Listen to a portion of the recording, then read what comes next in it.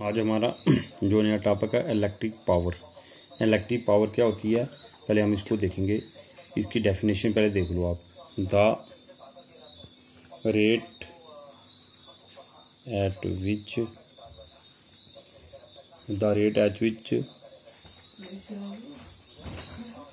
Work done by the battery to maintain the flow of current in the electric circuit is called the power of the circuit. Power of the circuit that is, हम power को कैसे लिखेंगे? Power work done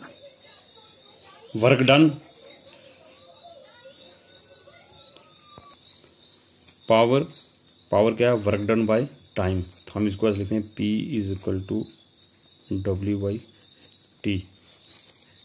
इसका क्या मतलब है कि power जब हमारे पास टाइम कम होगा तो पावर ज़्यादा इन्वर्सली प्रोपोर्शनल है। सपोज हमारे पास एक 500 पावर की एक मोटर है,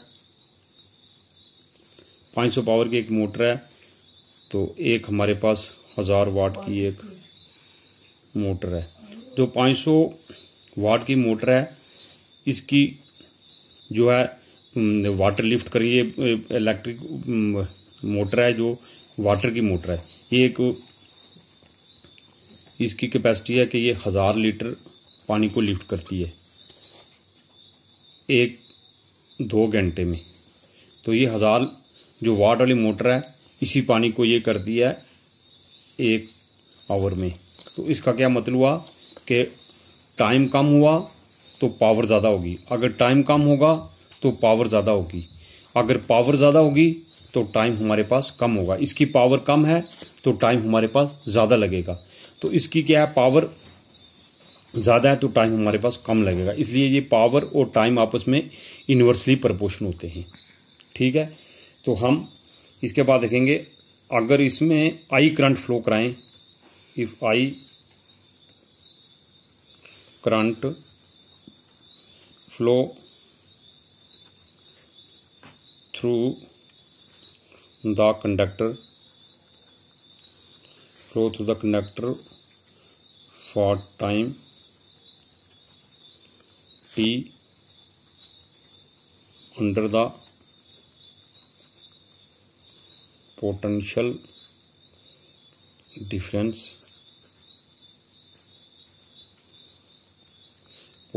difference of V वोल्ट, तब हमारा काम क्या होगा? Then work done is given by, work done हमारा कितना होगा? तो ये क्या हुआ? Potential difference V is potential difference, I is the current, T is the times. This is the first equation, this is the second. Put the value of W in equation first. यहाँ पर लिखेंगे put the value of W in equation first we get. तो हमारे पास P क्या आ जाएगा? W की जगह लिखेंगे I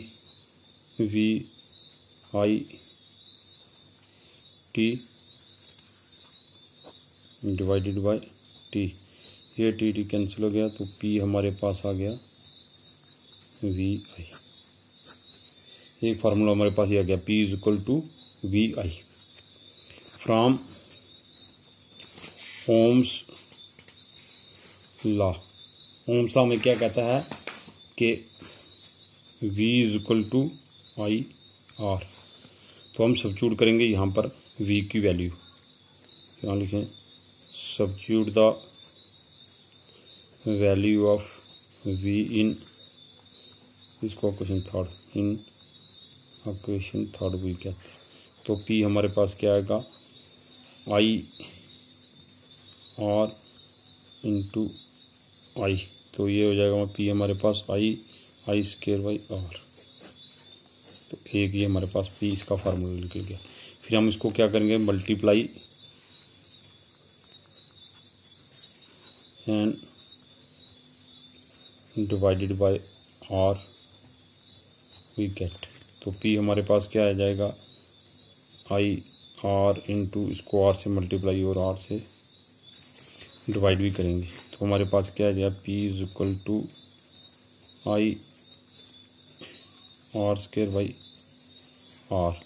तो पी हमारे पास यहाँ पर क्या आ जाए, आई स्क्वायर किसके बराबर हुआ, आई आर किसके बराबर हुआ, वी के बराबर। तो हमारे पास ये आएगा वी स्क्वायर बाई आर। ये तीन फार्मूले हमारे पास निकल गए किसके, इलेक्ट्रिक पावर के हमारे पास तीन फार्मूले निकल गए। कौन से पावर, एक हमारे पास ये हुआ ये वाला, और एक हमारे पास ये हुआ वी आई टी, फिर एक हमारे पास इक्वल टू लिखते हैं, पावर को लिखते हैं is equal to I R, और एक हमारे पास हुआ वी स्क्वायर बाई आर। इसकी खाली वो एग्जाम में वो ये डेफिनेशन ही पूछेगा, और बोल रहा हूँ, आई स्क्वायर आर और वी स्क्वायर बाई आर, ये तीन फार्मूले। इसमें आप इस पे वो एग्जाम पे क्वेश्चन पूछेगा, न्यूमेरिकल पूछेगा, ये काम ही पूछता है। और इन फार्मूले में वो न्यूमेरिकल पूछेगा, आपने कौन सा यहाँ पर फार्मूला लगा के वो न्यूमेरिकल निकालनी है आपने। तो अगर वहां पर पूछेगा तो V is equal to current into time वाला रिलेशन, तो ये आपने डालना है। अगर करंट इंटू रेजिस्टेंस वाला डालेगा तो ये वाला आपने फार्मूला वहां पर पुट करना है। अगर पोटेंशियल डिफरेंस या वोल्ट इंटू आर वाला करना है तो आपने ये फार्मूला निकालना है। यहाँ पर अगर पैरेलल में पूछेगा तो रेजिस्टेंस को पैरेलल में पूछेगा तो वी स्क्वायर बाई आर लगाना है, अगर सीरीज में पूछेगा तो आई स्क्वायर बाई आर लगाना है। ठीक है, इनमें से कोई भी तीन फार्मूले कोई भी एक फार्मूला यूज करके आप न्यूमेरिकल निकाल सकते हो। ठीक है, तो इसके साथ इसकी जो अगर आपको कोई पूछे ऐसा यूनिट क्या होती है पावर की, तो आप क्या बोलोगे, वाट। ठीक है, और इसके साथ हमारा एक छोटा सा कंसेप्ट हो रहा है इलेक्ट्रिक एनर्जी। टॉपिक हमारा इलेक्ट्रिक एनर्जी। इलेक्ट्रिक एनर्जी क्या होती है, it is defined as the capacity to do work कौन करेगा, कोई सोर्स करेगा, बैटरी करेगी या कोई और चीज होगी हमारे पास, battery to maintain the flow of current in an electric circuit. तो electric energy is equal to power into time. Electric energy हम इसको लिख सकते हैं ई, और इसको पावर भी लिख सकते, इसको हम वर्क भी लिख सकते हैं डब्ल्यू, दोनों में से कोई भी नहीं, या ई लिख सकते हैं या डब्ल्यू लिख सकते हैं। तो ये क्या हमारे पास है, पी इंटू टी। इसमें क्या था, it is defined as the capacity to do work to maintain the flow of the current in an electric circuit.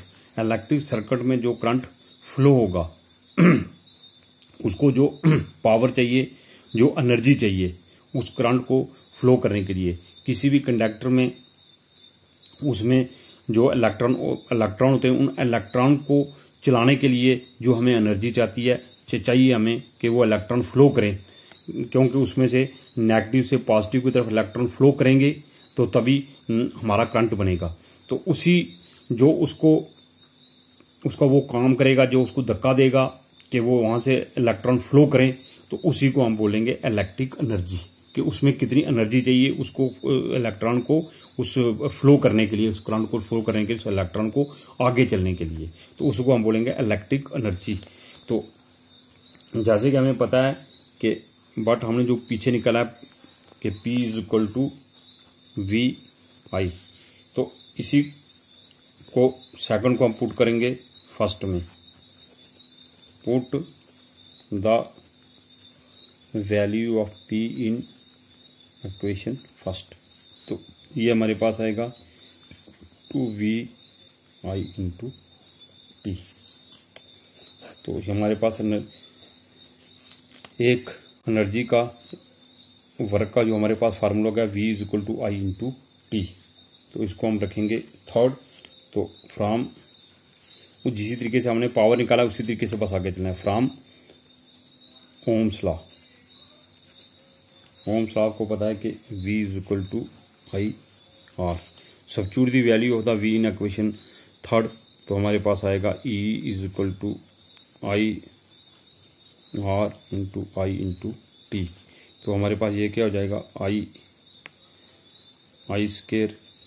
R × T, I² R × T। तो हमारे पास निकल गया E = I² R T। एक ये निकल गया, एक ये निकल गया, तो ऐसे करें। इसी को हम multiply and divided by R से करेंगे। Multiply and divided by R we get. तो क्या मिलेगा हमें, E = I² R T × R/R। तो यहाँ पर होगा I², ये R और ये R, ये भी स्क्वायर बन गया T/R। तो हमारे पास E हो गया I² R के बराबर है, V² के बराबर है। तो ये V के बराबर है, तो ये इसके साथ स्क्वायर V² T/R।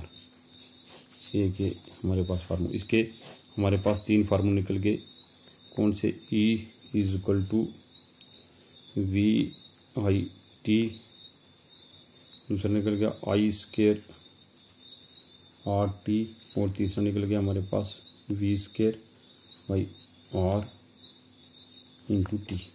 ये तीन फार्मूले हमारे पास निकल गए। तो जब भी हमने इलेक्ट्रिक एनर्जी या इसको पावर ही हम बोल सकते हैं, तो ये क्या होगा, V वोल्टेज या potential difference current into times, current का square resistance into time, voltage का स्क्वायर या वोल्टेज एंड पोटेंशियल डिफरेंस एक ही चीज़ होती है, potential difference by resistance divide. जब इसमें सीरीज में पूछेगा तो आपने ये वाला लगाना है। अब अगर पैरेलल में पूछेगा तो ये वाला फार्मूला आपने लगाना। जो भी चीज़ पूछेगा यही तीन फार्मूले इस्तेमाल करके, यूज़ करके आपने इलेक्ट्रिक एनर्जी का कोई भी क्वेश्चन न्यूमेरिकल आएगी वो आपने निकालनी है। Thank you very much.